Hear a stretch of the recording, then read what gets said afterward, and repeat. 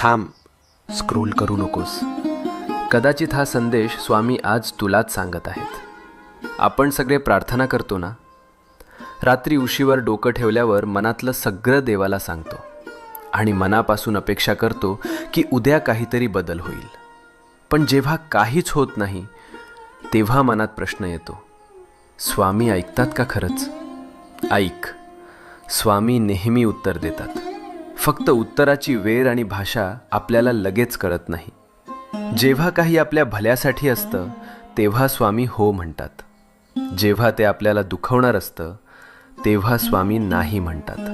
आणि जेव्हा आपल्याला अजून थोडं मजबूत व्हायचं असतं तेव्हा स्वामी शांतपणे म्हणतात, थांब, योग्य वेळी देतो. म्हणून हार मानू नको. तुझ्या प्रार्थनेचं उत्तर येतंय. फक्त थोडा विश्वास, थोडा धीर, मनात शांतपणे